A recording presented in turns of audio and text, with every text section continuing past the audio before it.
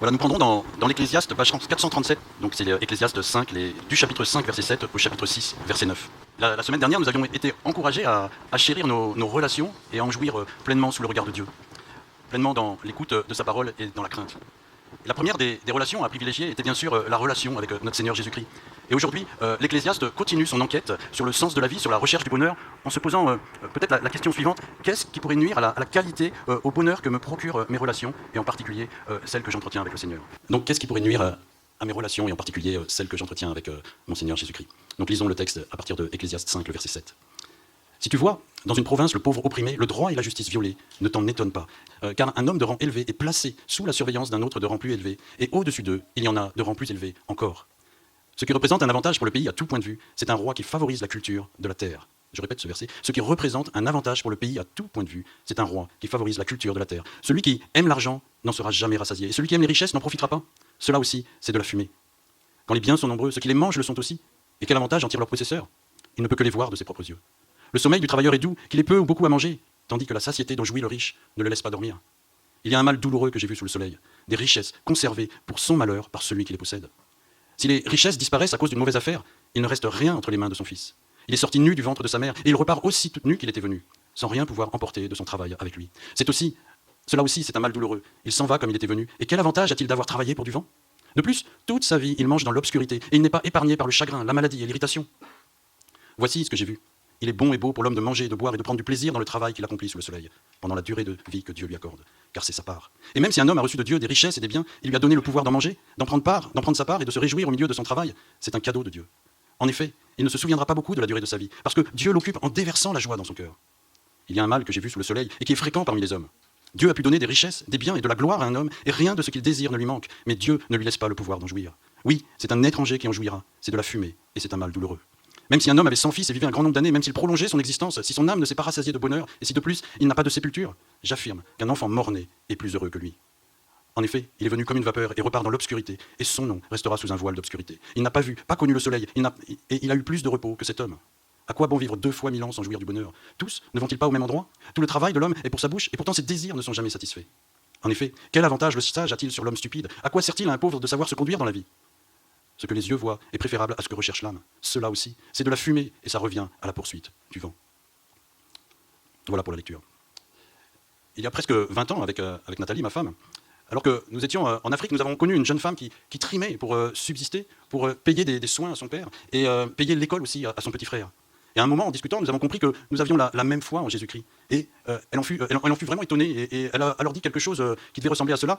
Mais vous, les Européens, vous êtes si puissants, vous êtes si riches, comment se fait-il que vous ayez encore besoin de Dieu? Nous, qui n'avons rien, nous en avons vraiment besoin, sans lui, nous ne pourrons pas vivre. Mais vous pouvez tout acheter, vous ne manquez de rien. À quoi vous sert Dieu? Et j'avoue que je suis resté un petit peu bouche bée sur sa théologie, on va dire, croire que l'argent et la puissance sont source du vrai bonheur. C'est bien loin du message de la Bible qui vise en fait la santé de notre cœur, sa pureté pour le jour du retour de notre Seigneur, pour la venue du roi. Mais en fait, elle avait quand même pointé du doigt les 2 principaux facteurs qui peuvent détériorer nos relations dans la vie de tous les jours, au travail, dans l'Église et dans notre vie de piété. Facteurs conduisant au constat pessimiste de l'Ecclésiaste qui rythme tout ce texte. Et cette dégradation des relations est introduite presque de la même façon qu'au chapitre précédent, en soulignant l'oppression, c'est-à-dire la violence dans les relations. Mais cette fois, il est question du pauvre, qui est opprimé injustement, qui ne peut jouir de ses droits, qui subit l'injustice du plus fort. Le pouvoir, verset 7, l'argent, verset 9, 2 facteurs qui peuvent générer des relations toxiques, nous entraînant dans une vie vaine, sans réel bonheur, sans vrai sens. C'est quand encore une vanité, et l'Ecclésiaste va nous expliquer aujourd'hui pourquoi. Alors, tout d'abord, notre relation, nos rapports avec le pouvoir. Verset 7, si tu vois dans une province le pauvre opprimé, le droit et la justice violés, ne t'en étonne pas, car un homme de rang élevé est placé sous la surveillance d'un autre de rang plus élevé, et au-dessus d'eux, il y en a de rang plus élevé encore. L'Ecclésiaste semble nous dire que la raison de l'oppression des pauvres vient d'abord du système, de la gouvernance du pays, de la multitude des couches de direction, de gouvernance. Mais je crois qu'en fait, ce qu'il vise est plus l'ambition, le désir des hommes de dominer, de s'élever, de vouloir être au sommet de la hiérarchie pour dépendre le moins possible de l'autre. Qui de nous aime être dirigé? Qui aime être commandé? Qui aime voir son champ d'action, de décision être restreint? On aime être maître de son destin, on aime tout simplement être le maître. Alors, pour cela, on va chercher à monter dans la hiérarchie sociale. Et il va falloir plaire à son supérieur, plus que faire plaisir à son collègue, plus que de l'aider dans ses difficultés. Il va s'agir, et je l'ai vu souvent dans le travail, il va s'agir de planter son collègue, de le dévaloriser habilement aux yeux de la hiérarchie pour être sûr d'être choisi au jour des promotions. Peut-être même qu'il faudra être de mèche dans des combines avec son chef sur des opérations un peu limites. se taire contre une pot de vin, accepter un dessous de table, couvrir une infraction. C'est bien souvent la chasse au pouvoir qui nous anime. Le principe, en fait, d'un gouvernement hiérarchisé n'est pas forcément une mauvaise chose. Mais lorsque l'homme en détourne les règles pour satisfaire ses besoins, pour servir ses propres intérêts, pour servir sa gloire, forcément, les plus faibles en pâtissent. Combien d'histoires de corruption entendons-nous chaque année dans les médias? Qui, parmi nous, n'a jamais songé à faire jouer une relation pour servir ses intérêts? N'est-ce pas une forme de recherche de pouvoir, une forme de, n'est-ce pas vouloir s'élever d'un cran? N'est-ce pas bien souvent une violation du droit et de la justice? Par exemple, lorsque le passe-droit le passe-droit accordé fait qu'une famille démunie se voit refuser l'accès à un logement social parce qu'il a été accordé de préférence à l'ami d'un chef, peut-être pour une somme d'argent ou tout simplement une promesse de renvoi d'ascenseur. Et cette forme de pouvoir, elle a un nom, c'est un abus de pouvoir. Pensez-vous que les deux personnes qui auraient agi certainement discrètement pour que cela ne se sache pas, ne se voit pas, aient par leur comportement soigné leur relation avec notre Seigneur? Ne nous étonnons pas encore aujourd'hui de voir le pauvre opprimé, parce qu'il n'y a rien de nouveau sous le soleil. Et l'Ecclésiaste, je pense, nous invite vraiment à nous interroger sur nos vies, sur notre relation avec le pouvoir. Chacun de nous a reçu des dons de Dieu qui vont permettre de nous positionner à une certaine place dans la vie de tous les jours, dans la société. Et cette place nous permet d'agir autour de nous avec les pouvoirs que Dieu nous a accordés. Comment allons-nous les utiliser? Dans quel état d'esprit, pour notre satisfaction personnelle, pour nos besoins, sous la surveillance d'un homme élevé au-dessus de nous que nous essayerons d'amadouer par intérêt, homme qui en retour se servira de nous en fermant les yeux parfois sur nos agissements limites? Ou bien allons-nous utiliser les ressources que Dieu nous a données sous son regard, dans sa crainte et dans une relation d'obéissance désintéressée? Dans l'évangile de Luc, au chapitre 16, Jésus dira d'un homme qui s'était servi pour s'enrichir par sa position au détriment de son maître. Versets 10 et 11, « Celui qui est fidèle dans les moindres choses l'est aussi dans les grandes, et celui qui est injuste dans les moindres choses l'est aussi dans les grandes. Si donc vous n'avez pas été fidèle dans les richesses injustes, qui vous confiera les véritables ?» Méfions-nous de ces petits abus de pouvoir que nous nous permettons parfois pour satisfaire nos intérêts. Ils entachent notre véritable relation par excellence. Et ce qui est étonnant dans cette histoire que Jésus nous raconte, c'est la réaction du maître qui a été trompé. Au verset 8, le maître fit l'éloge de l'intendant malhonnête à cause de l'habileté dont il avait fait preuve. Pris sur le fait d'avoir soulagé son maître d'une part de sa fortune, l'intendant avait assuré ses arrières auprès des créanciers en leur faisant cadeau d'une partie de leur dette dans l'espoir d'un retour. Et par cet éloge surprenant qui est fait à cet intendant malhonnête, on peut penser que le maître, plutôt que de s'en séparer, l'a conservé en vue de l'utiliser pour de nouvelles affaires bien lucratives, certainement malhonnêtes, car le maître avait alors un moyen de pression, de chantage sur l'intendant.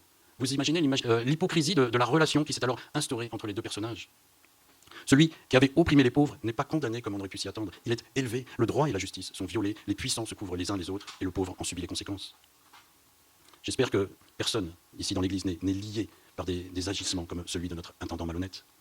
La recherche du bonheur dans les richesses peut être un fléau dans notre vie. C'est notre deuxième point. Quelle est notre relation avec l'argent? Dès le verset 9, l'Ecclésiaste nous avertit du danger de l'amour de l'argent. Celui qui aime l'argent n'en sera jamais rassasié, celui qui aime les richesses n'en profitera pas. Cela aussi, c'est de la fumée. Par deux fois, l'Ecclésiaste utilise le verbe « aime » comme pour bien montrer qu'il peut y avoir une relation intime, addictive, je dirais même presque fusionnelle entre l'homme et l'argent. Comme si c'était un couple inséparable, un couple qui s'aime à la folie. Mais malheureusement, dans ce couple, il y a un dominant, un maître, et ce n'est pas l'homme, c'est l'argent. Et si on le personnifie, cette personne est toxique pour l'homme, elle le rend dépendant et le sépare de Dieu. Il n'en est jamais rassasié, nous dit le texte. Dans Matthieu 6, verset 24, Jésus nous dit « Personne ne peut servir deux maîtres, car ou il détestera le premier et aimera le second, ou il s'attachera au premier et méprisera le second. Vous ne pouvez pas servir Dieu et l'argent. » Alors si l'argent est une obsession pour nous, que quelles que soient les situations, nous ramenons tout à l'argent, qu'on a par exemple le désir de voir notre compte en banque grossir et grossir, alors Jésus nous dit que notre relation avec lui, avec son Père, est impossible, parce qu'une relation toxique ne peut pas coexister avec une relation divine. C'est l'un ou c'est l'autre, il n'y a pas de partage possible.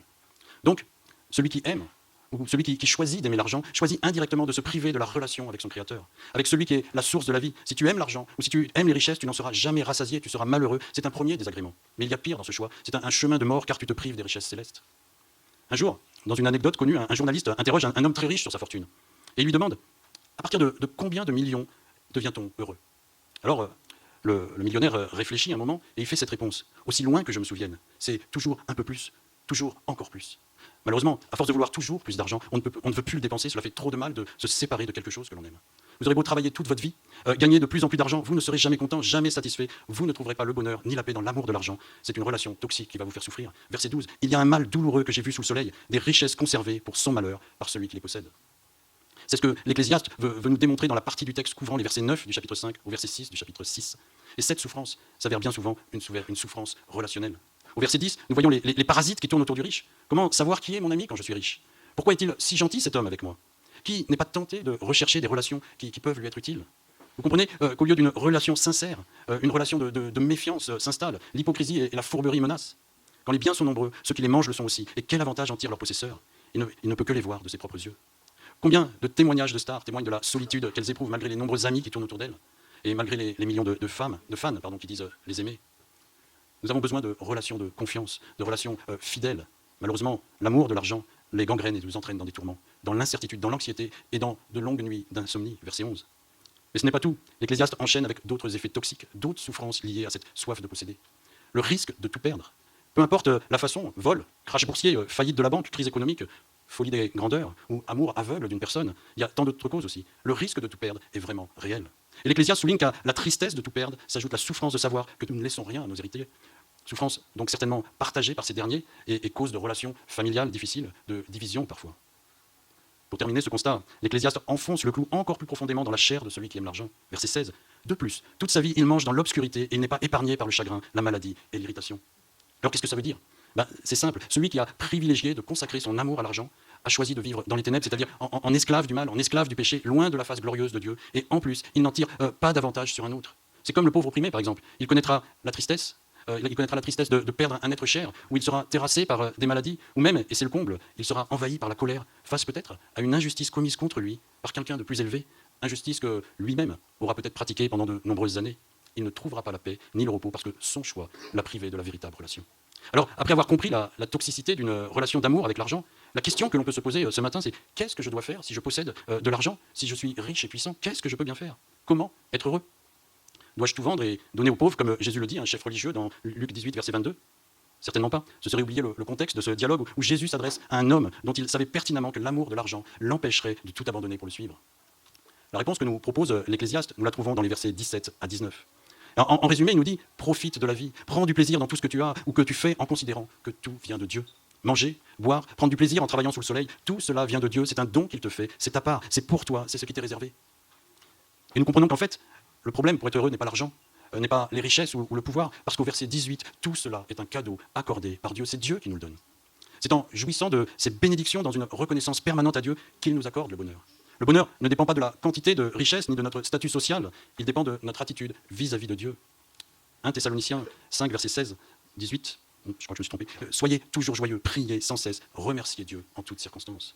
Voilà ce que Dieu nous demande dans notre vie, de considérer que tout vient de lui et d'en être reconnaissant. C'est cadeau, c'est ce qui nous permettra de traverser notre vie ici-bas de la meilleure façon possible. Et il n'est pas promis ici une vie sans épreuve. Mais au verset 19, ce que l'on comprend, c'est que toute difficulté vécue en relation avec Dieu n'est en rien comparable à la joie qu'il déverse dans nos cœurs. Toute souffrance s'estompe lorsqu'elle est vécue dans la présence du Seigneur. Et relisez ces versets 17 à 19 et voyez comment le bonheur transpire quand nous considérons que tout vient de Dieu et que nous en satisfaisons. Au lieu de nous attacher à toutes ces bénédictions qu'il nous donne, attachons-nous à l'amour de Dieu en lui manifestant notre reconnaissance et en comprenant que tout n'est pas à nous, en comprenant que nous n'avons qu'une part. Verset 17, voici ce que j'ai vu, il est bon et beau pour l'homme de manger et de boire et de prendre du plaisir dans le travail qu'il accomplit sous le soleil pendant la durée de vie que Dieu lui accorde, car c'est sa part. Et je crois que cela nous amène à une question importante, comment discerner dans ce que je possède, dans ce que je reçois, quelle est ma part et quelle est la part de Dieu? Quelle part lui consacrer dans ma relation d'amour pour lui? Jésus, dans les évangiles, a souvent alerté sur les méfaits de l'amour des richesses. Tout à l'heure, j'ai cité Matthieu 6, 24, et tout le passage qui est autour montre combien il est préférable d'investir dans la relation avec Dieu plutôt que dans des choses périssables. Mais ce qui est intéressant dans ce passage, c'est son contexte. Jésus vient d'enseigner sur la prière et le jeûne, avec en particulier le Notre Père. Si nous voulons discerner quelle est la bonne part que nous devons restituer à notre Seigneur, n'hésitons pas à lui demander dans la prière, dans le jeûne, et toujours, bien sûr, dans la reconnaissance, parce que nos richesses viennent de lui. Alors, si tu as du mal à être généreux avec le Seigneur, parce que peut-être tu es angoissé pour le lendemain, prie pour qu'il t'accorde la paix. Si tu es avare ou si tu es amoureux de l'argent, prie pour en être libéré. Et si tu as la folie des grandeurs, que tu cèdes face à tout ce qui brille, prie, jeûne, pour que Dieu te montre les vraies richesses qu'il t'accorde.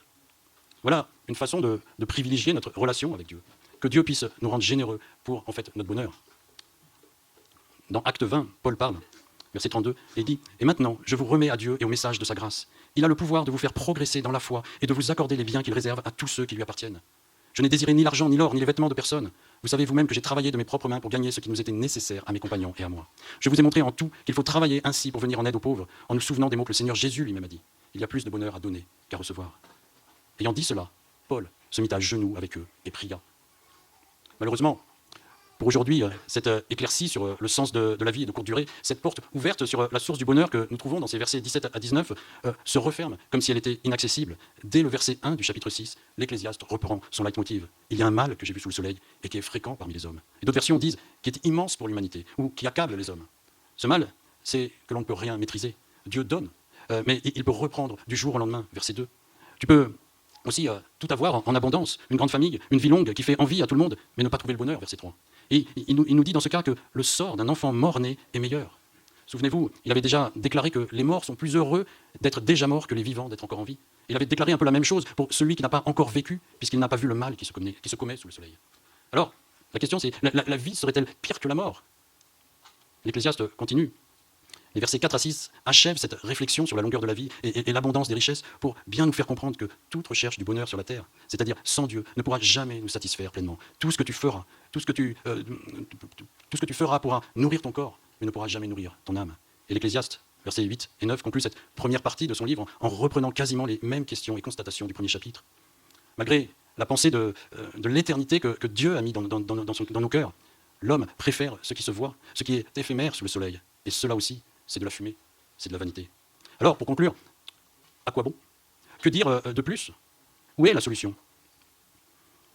Une nouvelle fois, aujourd'hui, au travers des dangers du pouvoir et de l'argent, l'Ecclésiaste nous ramène aux sources de notre malheur en Éden.